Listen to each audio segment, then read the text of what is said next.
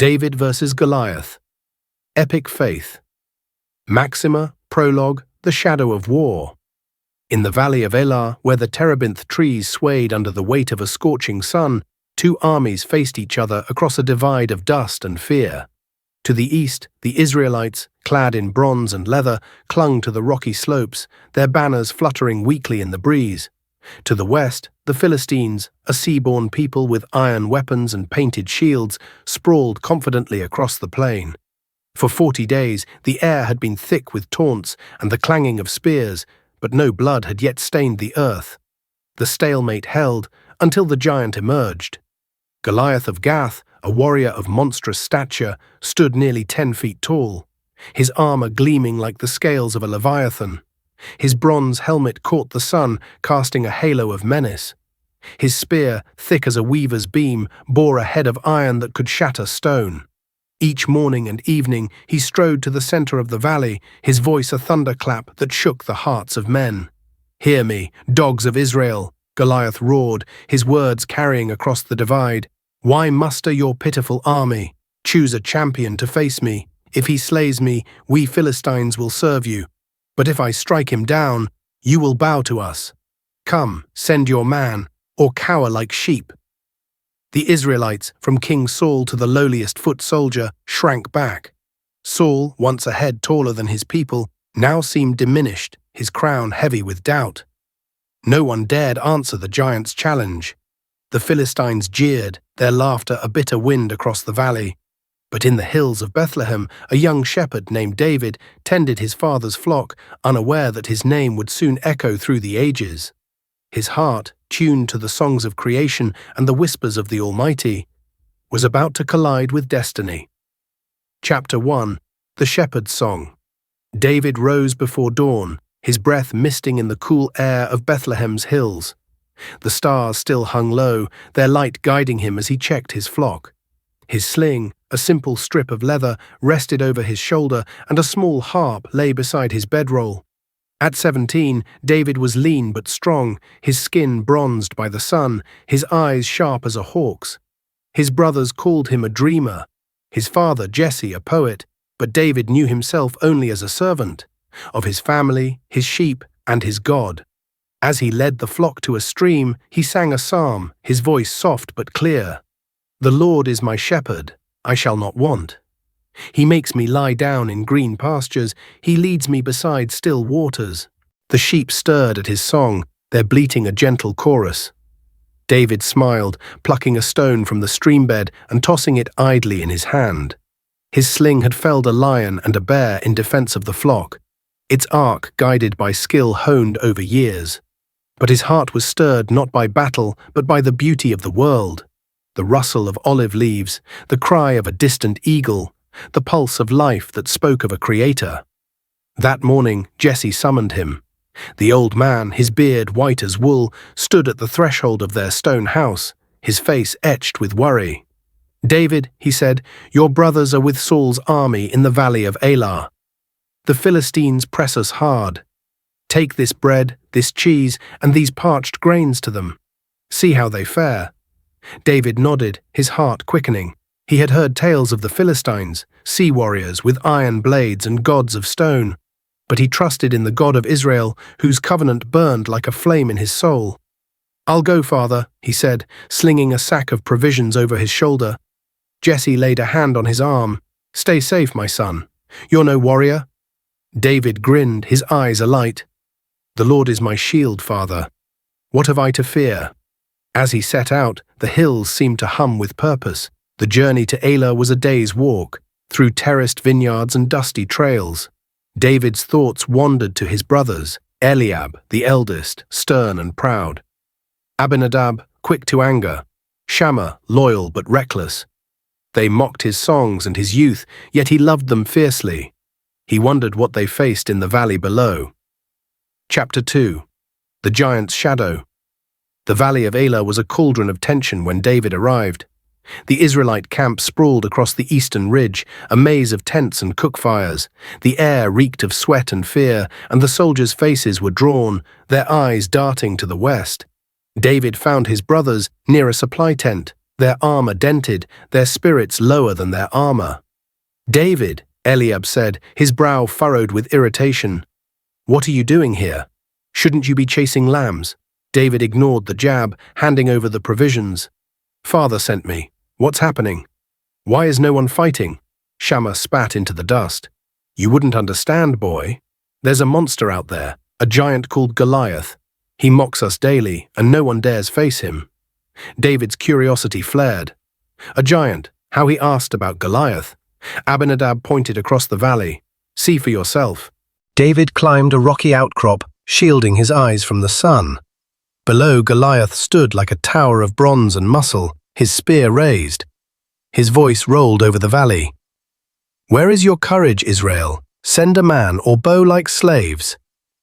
David's blood surged, not with fear, but with indignation. "Who is this uncircumcised Philistine," he said, "that he should defy the armies of the living God?" Eliab grabbed his arm, his voice a low growl. "Keep your voice down, David. You're a shepherd, not a soldier. Go home before you get yourself hurt." But David's words had reached other ears. Whispers spread through the camp. The shepherd boy speaks boldly. Soldiers nearby glanced at him, some with scorn, others with faint hope. A runner overheard and sprinted to Saul's tent, carrying news of the youth who dared speak against Goliath. Chapter 3. The King's Tent. Saul's tent was a grand affair, its walls hung with shields and its floor covered with rugs. The king sat on a cedar throne, his once mighty frame hunched, his eyes haunted. At 40, Saul was a man torn between faith and despair, his rule shadowed by the prophet Samuel's warning that God had rejected him. The Philistine threat loomed like a noose, and Goliath's taunts were a daily torment. When David was brought before him, Saul studied the youth, noting his lack of armor and his simple tunic. "Who are you?" he asked, his voice weary. "David, son of Jesse, your servant," David replied, bowing. "I've come to bring food to my brothers, but I heard the Philistines' challenge." Saul's lips curled in a skeptical smile. "And what of it? You're a boy. Goliath is a warrior from his youth."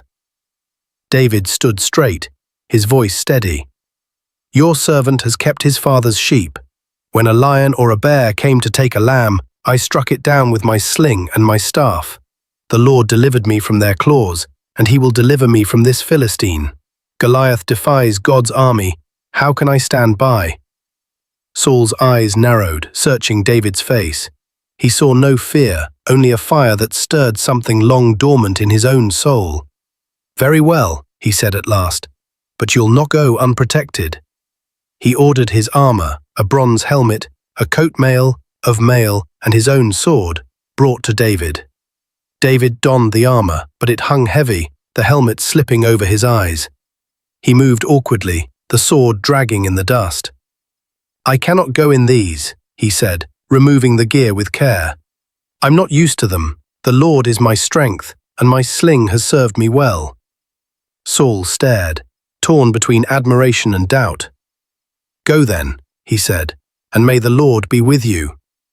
As David left the tent, the camp buzzed with rumors. Some called him mad, others whispered of prophecy. His brothers watched in silence, their faces a mix of shame and awe. Chapter 4. The Valley of Decision. The sun was low, casting the valley in a blood-red glow as David descended to the Philistine line. He carried only his staff, a sling, and a pouch of smooth stones gathered from the stream. The Israelites watched from the ridge, their murmurs a mix of prayers and curses.